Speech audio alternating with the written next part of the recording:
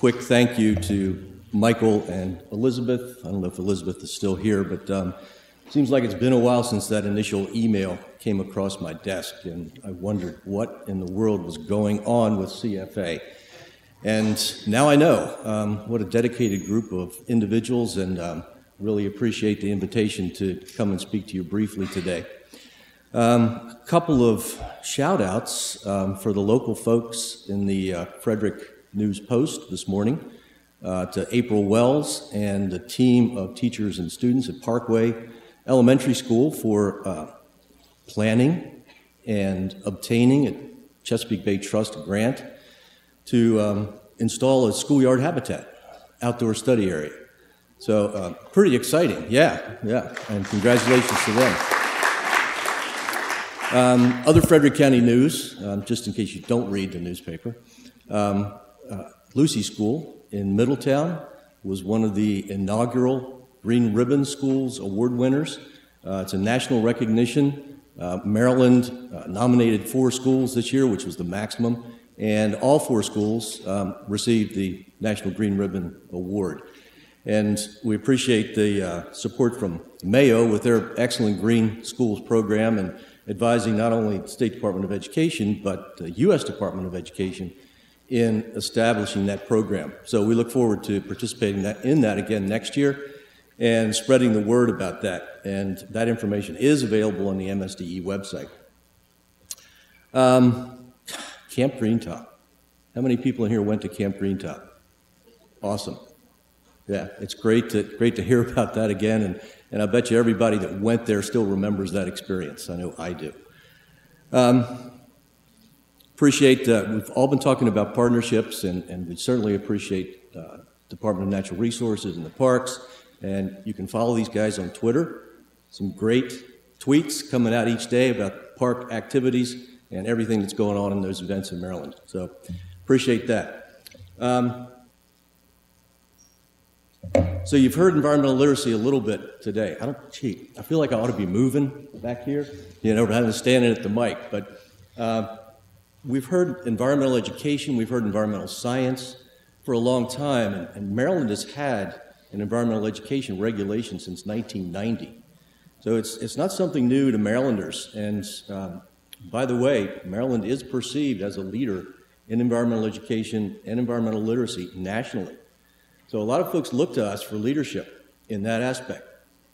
And the big buzzword, if you will, now is environmental literacy. So what does that mean? So I'm sure everybody has an idea. They've got some definitions. What does it look like? What kinds of qualities does an environmentally literate student or an adult have? And what knowledge do they need to become environmentally literate? So, this look familiar? Now, among the people that are presenting here, my partners in crime, if you will, Britt, Julie, Corrine, Jamie's not here, but another partner. I sent my PowerPoint around first.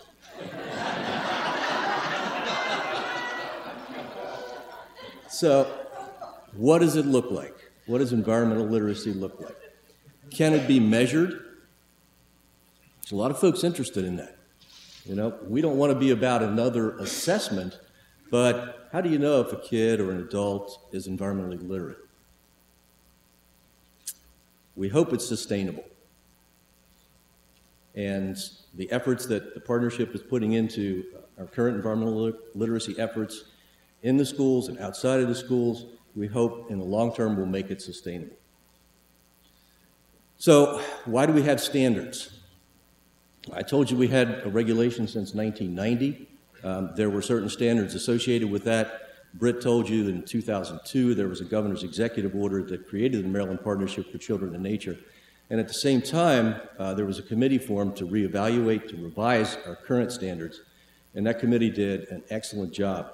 The standards provide clear expectations for everyone. Those folks that are not in the non-formal capacity for environmental education now have something to look to help align their programs with what we have going on in the schools. So it's becoming closely aligned among those groups. And we've got school teams now working to align their curriculum with the environmental literacy standards and hoping to scaffold the learning pre-K to 12. so that it's seamless for students, and that environmental literacy standards are infused within the curriculum. So keep that in mind. It's not something else that teachers have to do, but it's infused. There are 8 standards. They're based on those from the North American Association for Environmental Education. If you are familiar with those standards and you look at these, you say, yeah, they're one and the same.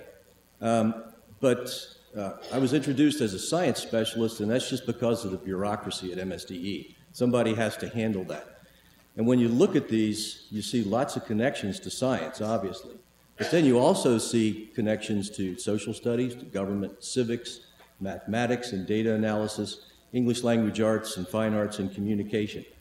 So when school systems look at infusing environmental literacy standards within the curriculum, they've got to look across the spectrum of disciplines and make sure that they find those best connections.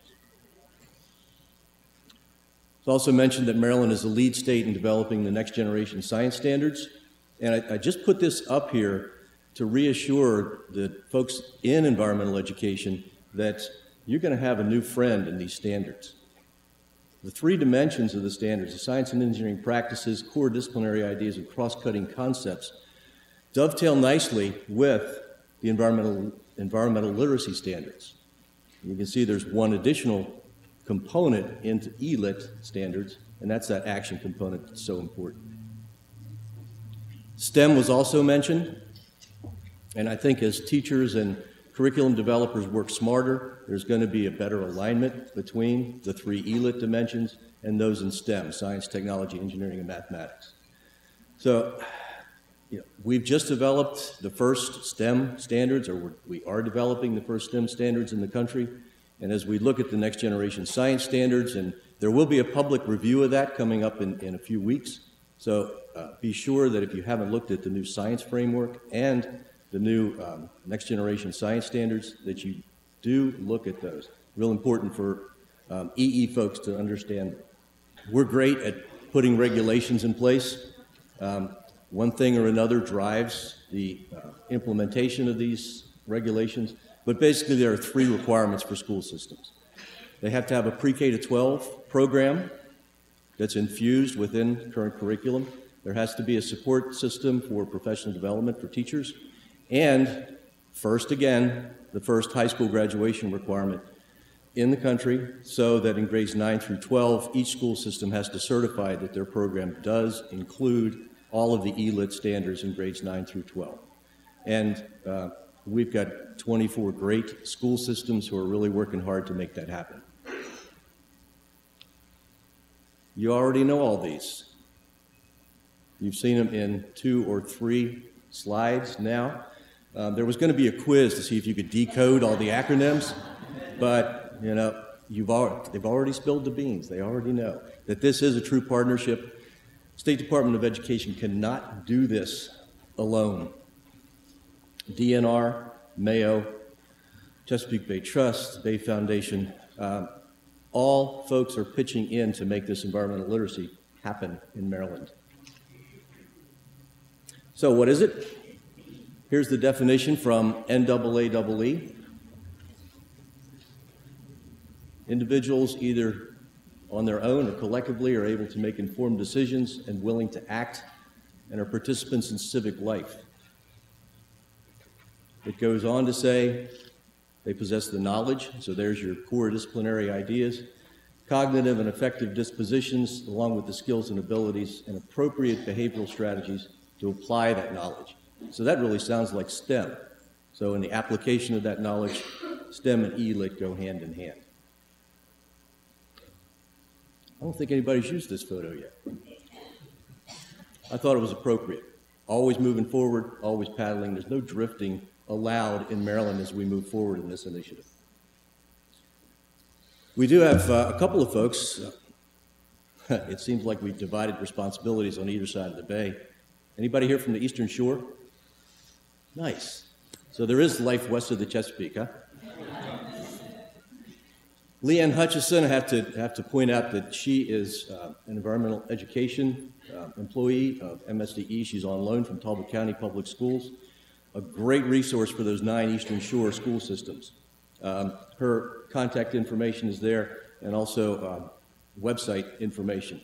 Our standards, curricular documents to help school systems are posted there, and if you need anything else, there's my email address, and I'll be glad to share the PowerPoint with anyone who's interested. So, thanks very much.